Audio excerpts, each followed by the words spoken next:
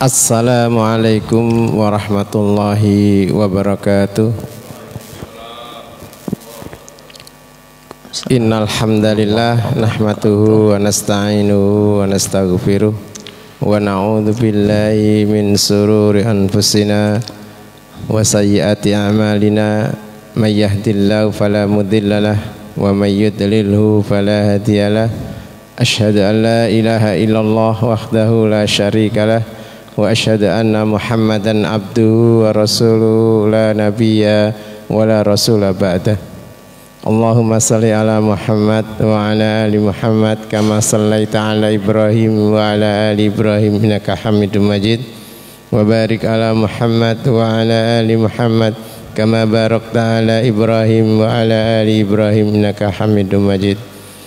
Qala Allah Ta'ala fi kitabil karim, ya ayyuhalladzina amanu taqullaha haqqa tuqatih wa la tamutunna illa wa antum muslimun. Wa qala Rasulullah sallallahu alaihi wasallam, ittaqillaha haitsu ma kunta wa atbi'is sayyi'atal hasanata tamhuha wa khaliqin nasa bi khuluqin hasanin. Amma ba'd. Alhamdulillah, marilah kita ucapkan rasa puja dan puji syukur kehadirat Allah Subhanahu wa Ta'ala, yang mana pada malam hari ini kita masih diberikan nikmat zahir maupun nikmat batin, nikmat kesempatan, nikmat kesehatan, nikmat iman dan Islam. Berapa banyak orang yang diberikan nikmat kesehatan dan nikmat kesempatan tapi tidak bisa mengerjakan atau tidak bisa melakukan apa yang diberikan oleh Allah Subhanahu wa Ta'ala. Karena itu marilah kita bersyukur atas nikmat yang diberikan kepada kita pada malam hari ini, karena kita bisa sholat berjamaah maghrib dan dilanjutkan dengan kajian ilmu, yaitu tentang keluarga sakinah, seperti biasa yang akan disampaikan oleh Ustadz Abdul Fattah LC dengan tema istri padamkan 5 api rumah tangga. Bapak dan ibu-ibu, selawat serta salam tetaplah tercurahkan kepada Nabiullah Muhammad sallallahu alaihi wasallam beserta keluarganya, para sahabatnya, dan orang-orang yang senantiasa istiqomah di jalan beliau. Bapak dan ibu-ibu kami dari Lembaga Kajian Islam, tak lupa mengucapkan jazakumullah khairan jaza atas apa yang telah Bapak dan Ibu berikan berupa minuman atau bukan berupa makanan. Kami dari Lembaga Kajian Islam mengucapkan beribu-ribu banyak terima kasih. Semoga Allah membalas yang lebih baik. Langsung saja saya serahkan kepada Ustadz Abdul Fattah. Tafadhol Ustadz. Assalamualaikum warahmatullahi wabarakatuh. Alhamdulillah, nahmaduhu wa nasta'inuhu wa nastaghfiruh wa na'udzu billahi min sururi anfusina wa min sayyiati a'malina. May yahdihillahu fala mudhillalah wa may yudlilhu fala hadiyalah. Asyhadu an la ilaha illallah wahdahu la syarikalah wa asyhadu anna Muhammadan abduhu wa rasuluh. Allahumma salli wa sallim ala nabiyyina wa habibina Muhammadin wa ala alihi wa ashabihi wa man tabi'ahum bi ihsanin ila yaumiddin. Hadirin rahimani wa rahimakumullah, bersyukur kepada Allah Subhanahu wa Ta'ala, Allah pertemukan kita dalam majelis ilmu, majelis zikir, yang mana di dalam majelis zikir tersebut Allah Subhanahu wa Ta'ala limpahkan sakinah dan juga rahmat serta diturunkannya para malaikat untuk selalu membersamai orang-orang yang talabul ilmi, karena keridhaan malaikat kepada talabul ilmi, karena talabul ilmi adalah merupakan jalan yang Allah mudahkan bagi orang-orang yang menuju kepada surga. Hadirin rahimani wa rahimakumullah, Nabiullah Adam alaihissalam, Allah berikan kepada dia kenikmatan surga yang begitu indah. Semua kesenangan yang ada di dalamnya, makanan, minuman, dan segala kenikmatan yang ada di dalamnya. Tapi ada satu hal yang kenikmatan itu belum menjadi sempurna. Nabiullah Adam alaihissalam merasa kesepian. Tidak ada yang bisa diajak untuk ngobrol, untuk berbicara, untuk menumpahkan rasa sayang, rasa peduli, rasa cinta, dan lain sebagainya. Kepada siapa ia harus berbicara, mengutarakan isi hatinya, mengutarakan apa yang ada dalam pikirannya. Karena itu kemudian Allah memberikan satu karunia yang besar, nikmat yang agung yang Allah berikan kepada Nabiullah Adam alaihissalam. Allah ciptakan pasangannya untuk meredam api kesepian yang membuat dia gelisah, yang api itu selalu terus menyala dan menyala. Dan ini adalah nikmat, sekaligus adalah merupakan tanda-tanda kekuasaan Allah Subhanahu wa taala, di mana Allah kemudian mensyariatkan, yaitu nikah, bahwa seorang laki-laki akan dipasangkan dengan seorang wanita yang dari golongannya, dari jenisnya, yang Allah ciptakan dari tulang rusuk Adam, yaitu Siti Hawa, sehingga semua pasangan dinamakan dengan belahan jiwa, karena ia tercipta dari tulang rusuk.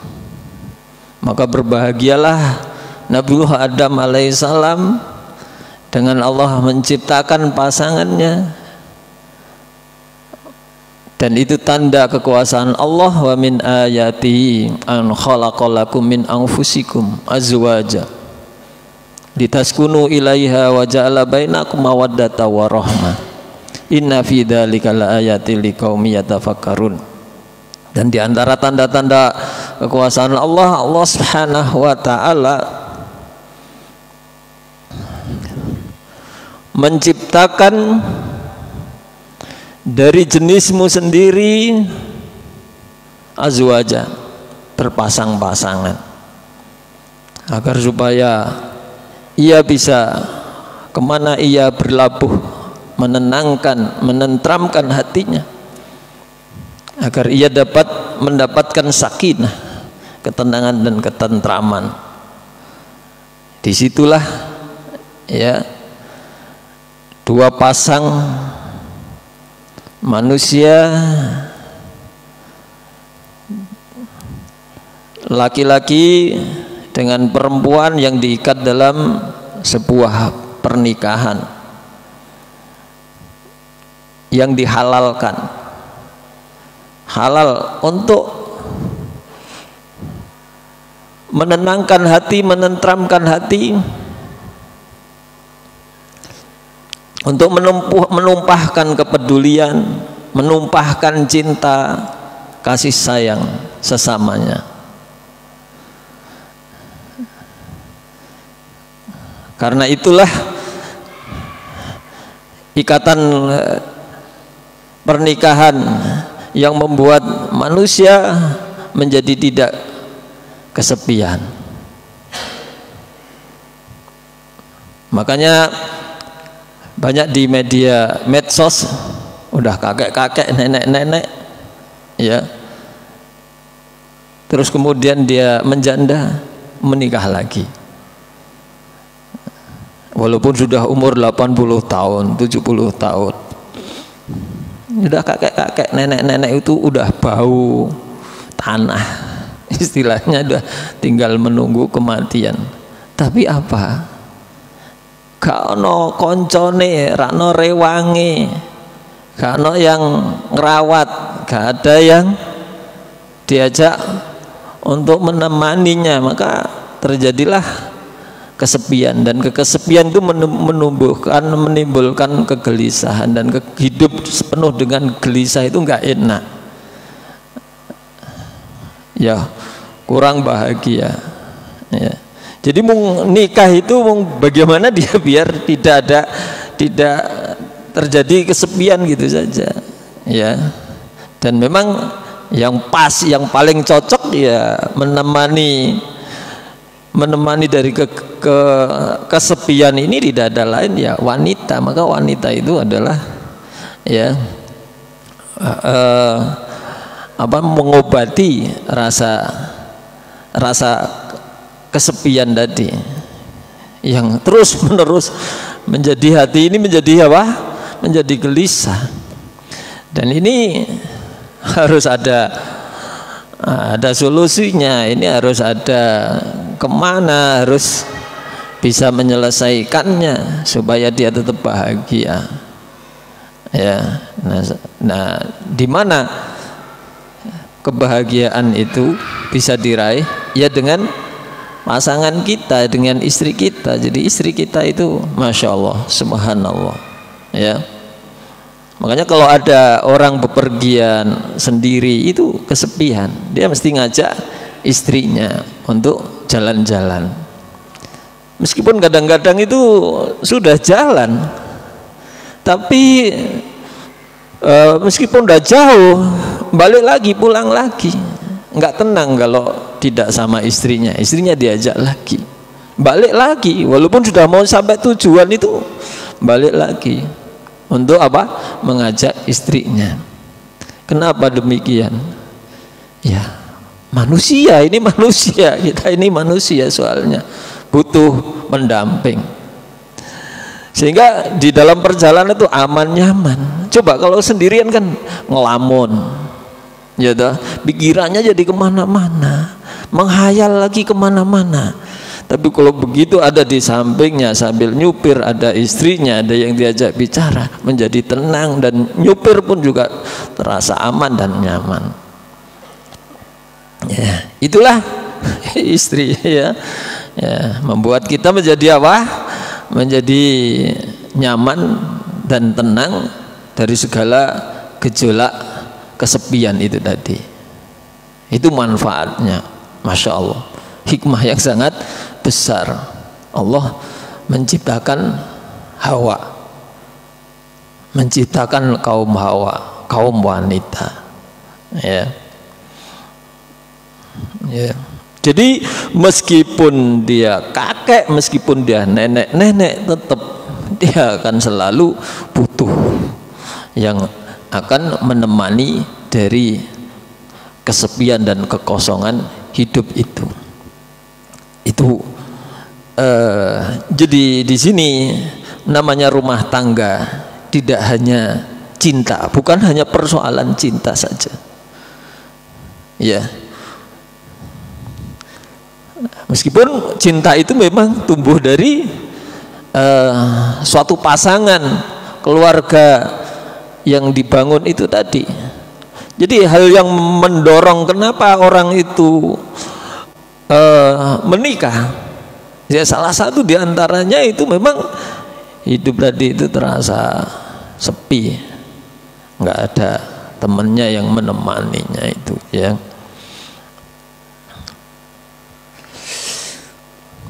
Ini api yang pertama. Ya. Api yang kedua, bahwa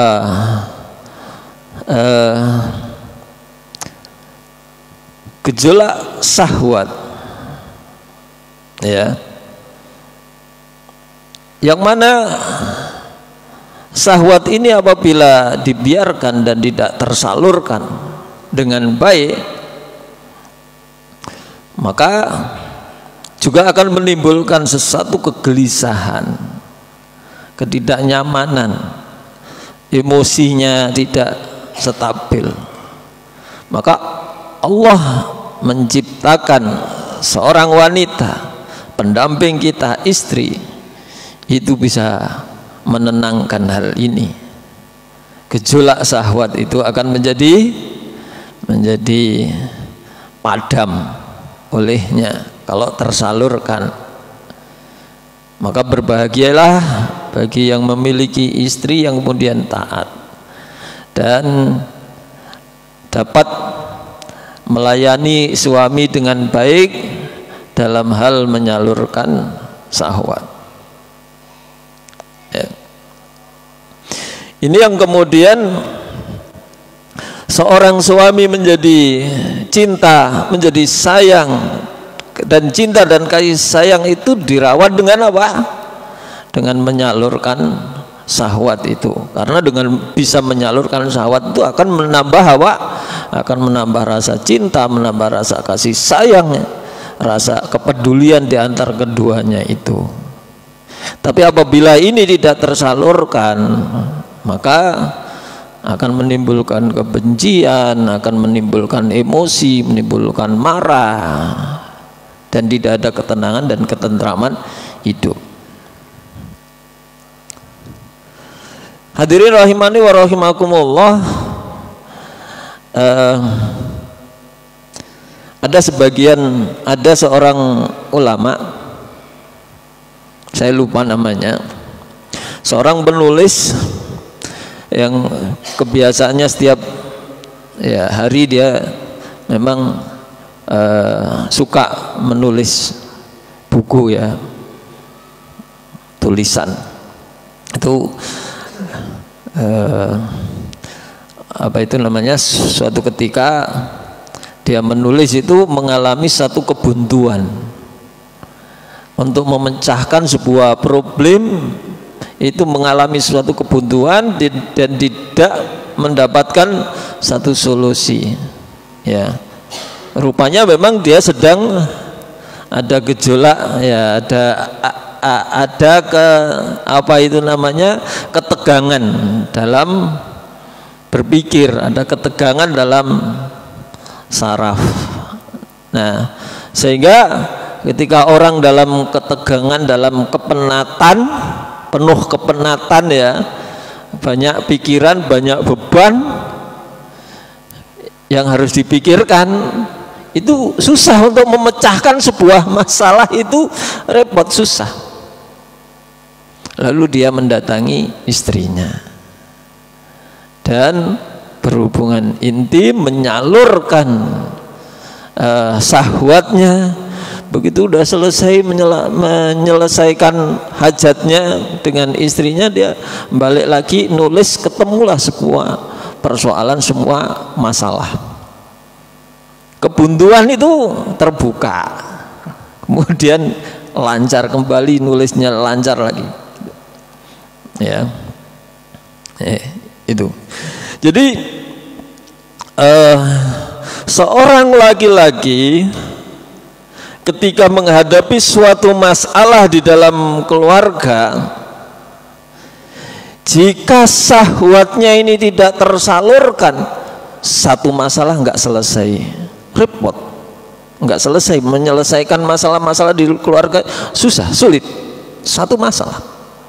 Tapi kalau syahwatnya tersalurkan dan gejolak syahwat itu dipadamkan oleh istrinya, maka 1000 masalah akan terselesaikan. Beres semua urusan di rumah tangga, urusan ini, dia akan sangat lihai dan sangat gesit menyelesaikan ini ya. Tapi kalau tidak tersalurkan, ya, maka akan menjadi sulit untuk bekerja, sulit untuk bergerak, akan mempengaruhi kejiwaannya. Mungkin pekerjaan di kantor juga terbengkalai, pekerjaan di tempat kerjanya yang harus banyak diselesaikan persoalan, terjadi error. Apa masalahnya? Ada sesuatu hal yang dia tidak dapatkan di rumah, ya. Mungkin istrinya lagi marah, ini susah didekati, susah disentuh, ya toh, ya. Nah, ketika dia dalam keadaan ya tidak stabil pikirannya, emosinya, ya, di tempat kerja pun juga akan terganggu, di kantor juga akan terganggu, di tempat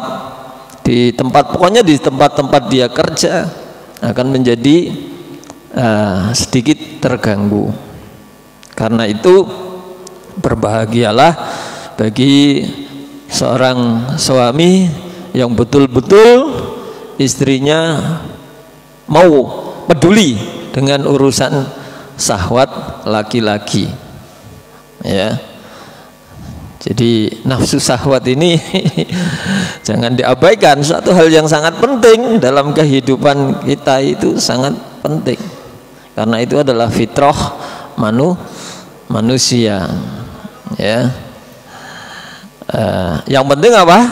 Disalurkan di tempat yang halal, yaitu istri, ya, bukan selingkuh, ya, bukan di tempat yang haram. Illa fa innahum ghairu malum. Inilah yang disebut dengan apa? Api syahwat, ya. Dan syahwat itu apabila dapat tersalurkan dengan baik, akan semakin sehat jasmaninya, sehat badannya, dan akal pikirannya pun juga ikut sehat. Kalau akalnya sehat, juga badannya juga ikut sehat. Apalagi kalau ditambah dengan mandi malam atau istilahnya mandi junub. Di antara manfaat daripada mandi junub itu adalah menguatkan tulang-tulang, ya, menjadikan kita semakin sehat, segar, bugar, ya. Jadi kalau kita dalam keadaan sehat, badan ini sehat, bugar, insyaallah kemudian di siang harinya akan menjadi fresh juga, pikiran fresh, badan juga ikut sehat, maka semangat hidup juga akan bertambah. Ini manfaatnya, masya Allah, luar biasa, ya. Hadirin rahimani wa rahimakumullah, ya. Berikutnya, seorang istri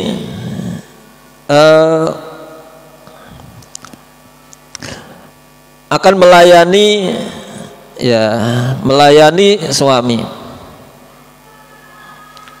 dan di mana seorang suami ini butuh pelayanan tidak hanya menemani dalam hal berbicara, berkomunikasi, tidak hanya itu, tapi diperlukan apa? Menyiapkan kebutuhannya sehari-hari, kebutuhan makan, disiapkan masaknya, minumnya, bajunya, disetrika, dicucikan, melayani. Ya, melayani suami, tapi melayani bukan dalam arti tadi melayani syahwat, tidak. Ada hal yang lain, yang mana apabila ini tidak didapati pada diri seseorang, maka akan menjadikan kacau, gelisah. Ya, coba mau ke kantor masih dalam keadaan lapar, belum disiapkan makan, apalagi istri ngambek, nggak dimasakkan, ya toh. Ya memang bisa saja sih kita bisa beli di luar, bisa jajan di luar, tapi tetap gelisah meskipun kita makan, karena makanan yang paling enak adalah masakan suami. Makanan yang paling enak sedunia adalah makanan yang disiapkan suami, yang disiapkan istri. Entah itu disiapkan dia masak sendiri atau disiapkan ya beli. Kalau sekarang kan banyak delivery itu kan ya. Intinya seorang suami itu butuh pelayanan istri, yang apabila ia tidak mendapatkan hal ini di dalam kehidupan rumah tangga, membuat kita gelisah, membuat kita sedih, membuat kita istri. Ya, kalau ada anak-anaknya yang memberikan pelayanan, ya enak juga dilayani oleh anak-anak. Akan lebih enak lagi ketika itu dilayani oleh ada pembantu. Tapi akan lebih bahagia, akan lebih senang apabila itu semuanya dikerjakan oleh istri. Ya enak saja punya pembantu, punya duit, bisa bayari pembantunya. Ya, apa sih susahnya? Iya. Tapi itu mengurangi kebahagiaan, mengurangi satu kebahagiaan. Ternyata yang berperan bukan istrinya, tapi yang berperan adalah pembantu. Kesan yang berkesan di hati di dalam rumah tangga itu bukan istri, tapi lama-lama yang menjadikan simpati itu, yang disimpati bukan istri tapi pembantu. Yang ini akhirnya menjadi awal dari persoalan rumah tangga menjadi kacau berantakan. Karena maka berbahagialah kita apabila istri ini berperan aktif di dalam rumah tangga untuk memberikan pelayanan kepada kita, bukan pembantu. Ya jangan salah paham, bukan berarti nggak boleh. Ya boleh saja, tapi perlu hati-hati, karena itu bisa memicu di mana suami akhirnya bisa tergoda dan bisa lari.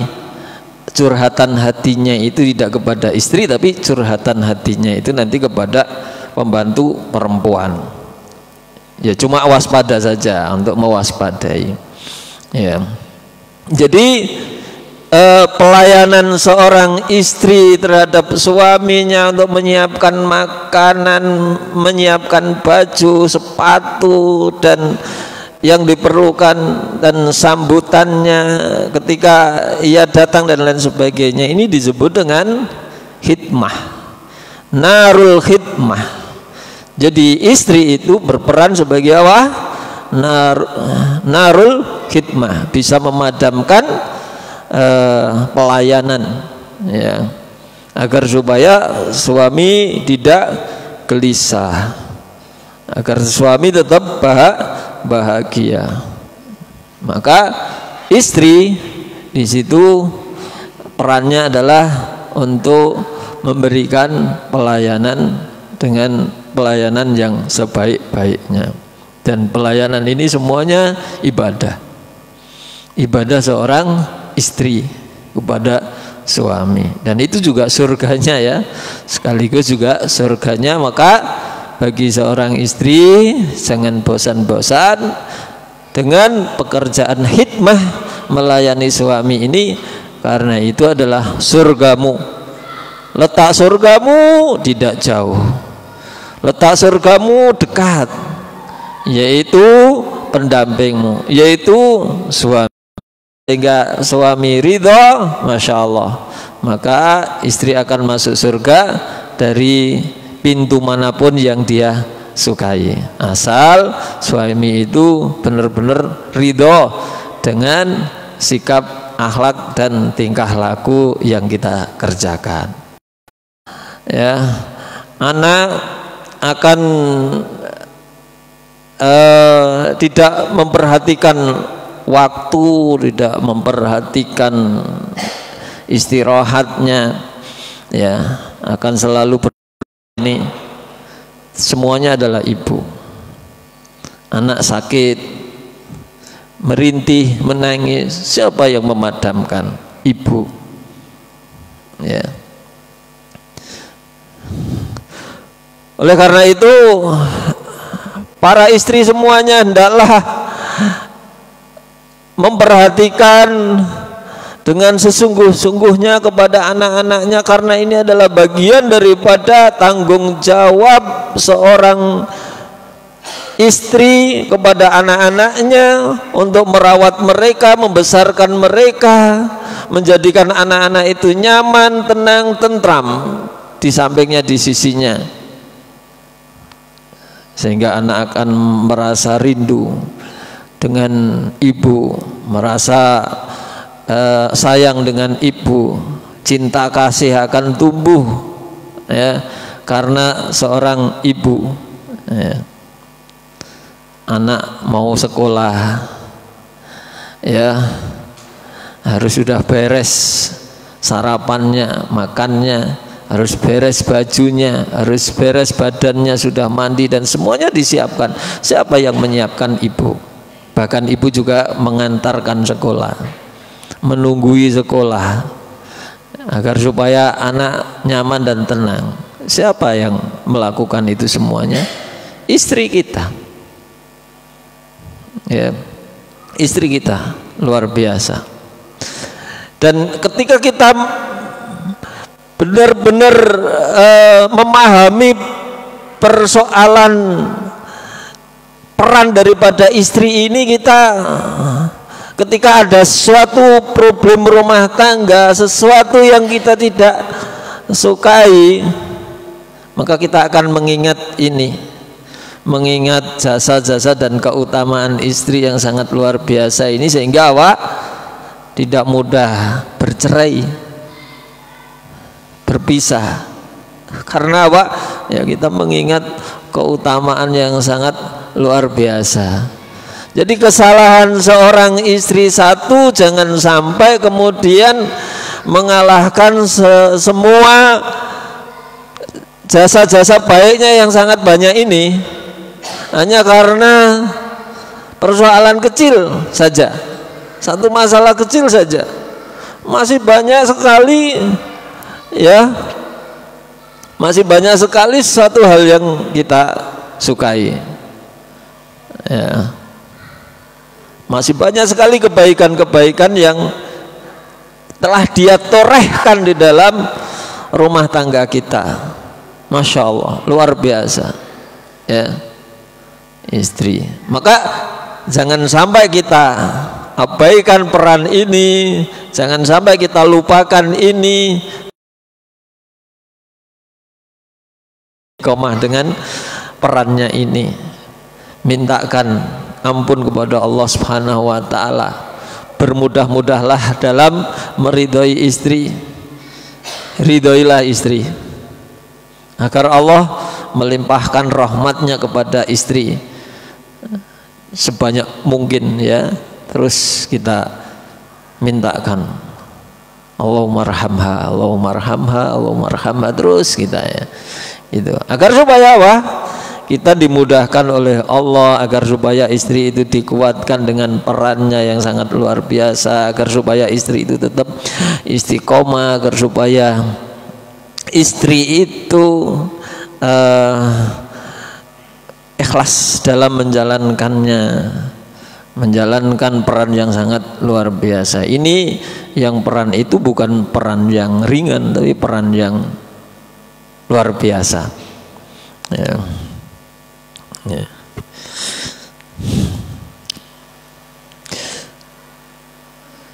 Hadirin rahimani wa rahimakumullah. Selanjutnya yang paling penting dari semua api rumah tangga itu adalah istri ikut berperan dalam memadamkan api neraka jahanam. Itu yang paling terpenting. Ini yang paling a'zam. Di mana apabila seorang istri bisa membantu kita urusan akhirat kita, urusan akhlak kita, urusan agama kita, wanita yang salihah, wanita yang membantu kita dalam urusan agama kita. Ya. Karena godaan kita, godaan suami itu sangat banyak, ya, baik di luar maupun di dalam. Banyak fitnah, banyak fitnah. Ketika seorang istri itu bisa memadamkan fitnah mata kita, telinga kita, kemudian kemaluan kita, perut kita, dan semua jasad-jasad kita, anggota badan kita semuanya ini, keberadaan istri bisa memadamkan semuanya itu, memadamkan kemarahan Allah, api neraka. Masya Allah, itu sangat luar biasa.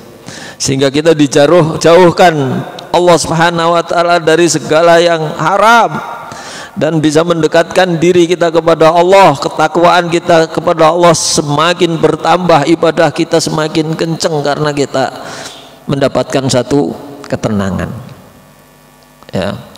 Ketika di luar rumah tidak mudah tergoda oleh fitnah di luar, tidak mudah tergoda oleh gemerlapannya dunia, keindahannya wanita di luar rumah. Semuanya kita dapatkan di rumah, semuanya kita dapatkan di istri, yang istri siap melayani kita.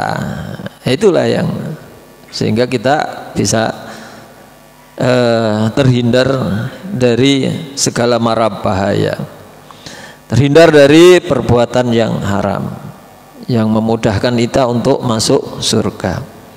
Karena tujuan kita yaitu tadi bisa masuk surga.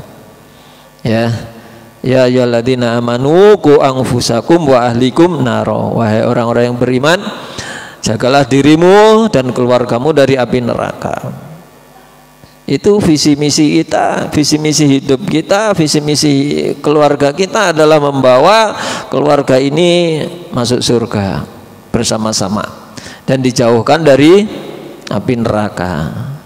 Itu tujuan. Jadi kita bisa selamat fid dunya wal akhirah, ya, sesuai dengan doa kita, Rabbana atina fid dunya hasanah wa fil akhirati hasanah wa qina adzabannar.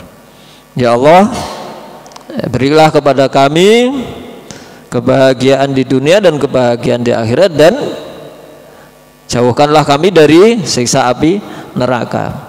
Itu tujuan kita, ya. Maka kita berharap kita tidak kesepian di dunia dan juga tidak kesepian di akhirat. Masuk surga bersama-sama. Inna ashabal jannati al-yawma fi sugulin fakihun hum wa azwajuhum fi dhilalin alal araiki muttaqiun.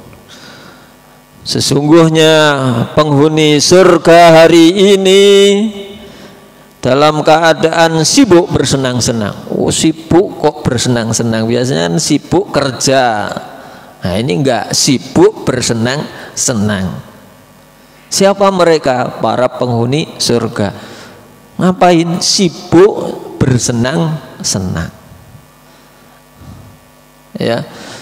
Hum wa azwajuhum, para penghuni itu bersama istri-istrinya. Jadi suami dan istri bersama keluarganya sibuk untuk bersenang-senang bersama-sama.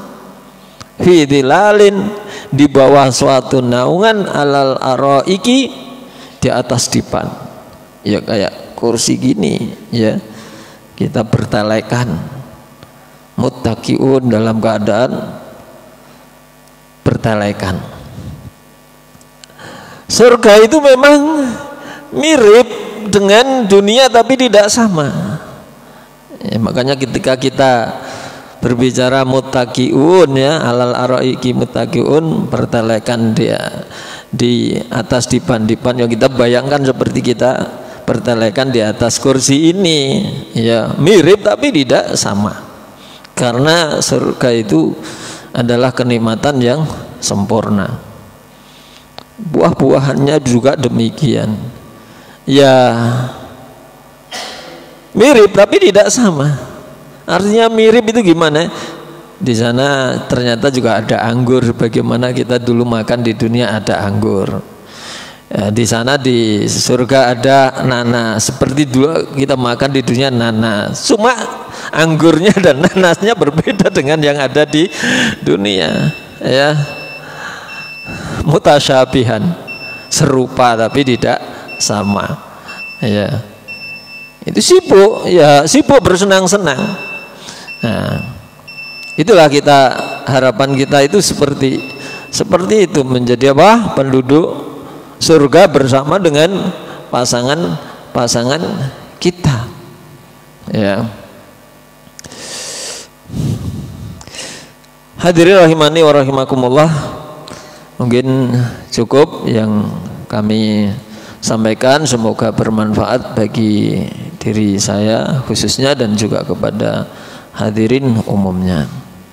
Waktu dan tempat saya kembalikan kepada pembawa acara. Ya, alhamdulillah telah disampaikan oleh Ustadz Abdul Fattah tentang 5 pemadam api rumah tangga, yaitu istri. Bagaimana yang pertama tadi, bahwa istri adalah pemadam syahwat.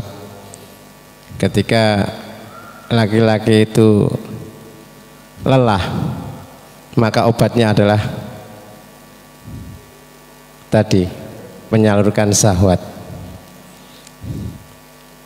Ya, maaf saja ya bagi yang belum nikah, maaf. Tapi yang sudah berumah tangga pasti itu sudah dirasakan. Obatnya yaitu tadi, menyalurkan syahwat. Kalau tidak disalurkan, maka akan terjadi uring-uringan terus tadi. Pecah kepala. Iya, sepanteng. Iya. Bagi bapak dan ibu yang mau ditanyakan tadi berkenaan dengan masalah 5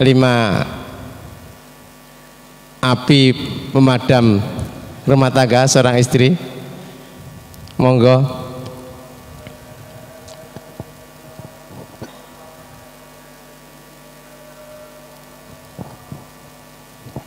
Ibu-ibu, bapak-bapak, kalau gitu kita break adzan dulu, monggo adzan dulu. Setelah itu kita lanjutkan tanya jawab.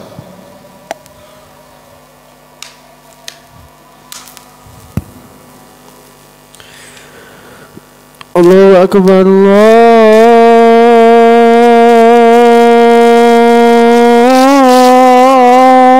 Allahu Akbar, Allahu Akbar, Allah.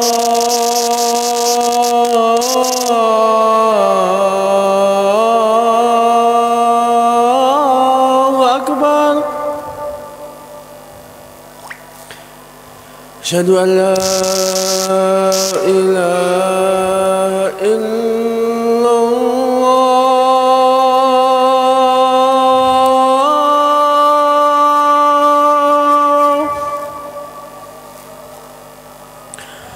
أشهد أن لا إله إلا الله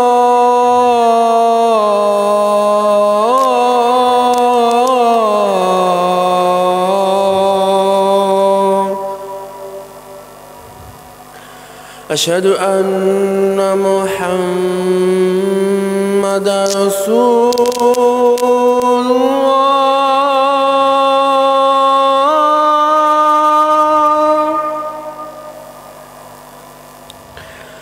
أشهد أن محمدا رسول الله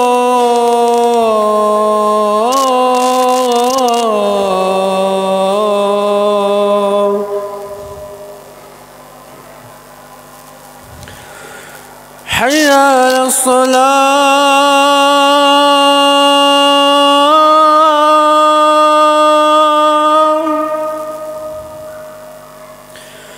حي على الصلاة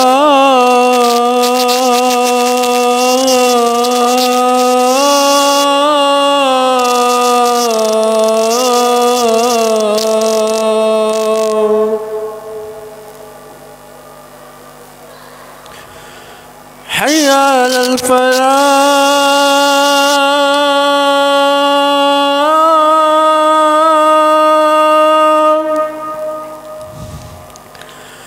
حي على الفلاح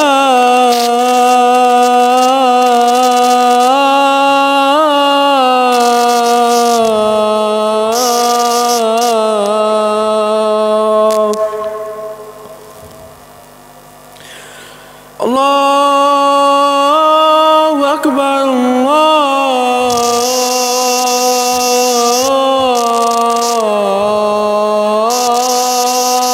الله أكبر لا إله إلا الله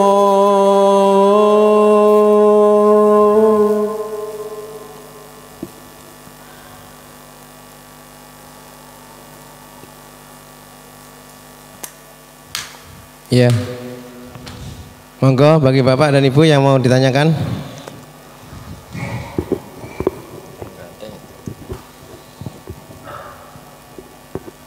Oh, Pak Budi, ya, Pak Budi, monggo Pak Budi. Assalamualaikum warahmatullahi wabarakatuh. Waalaikumsalam warahmatullahi wabarakatuh. Ya, tadi Ustadz menerangkan tentang istri ya, mungkin akan membersamai kita di dunia dan juga nanti di akhirat, walaupun di surga mirip-mirip seperti di dunia tapi kan nggak sama. Yang saya tanyakan, bagaimana ketika orang itu mempunyai istri atau mempunyai suami lebih dari satu, Ustaz? Apakah nanti di dunianya, di akhiratnya itu bersama suami yang pertama atau istri yang pertama, atau suami yang kedua atau istri yang kedua? Terima kasih. Assalamualaikum. Ya. Ketika di dunia, maka seorang laki-laki itu memilih istri, dan istri menerima atau menolak, ya atau tidak.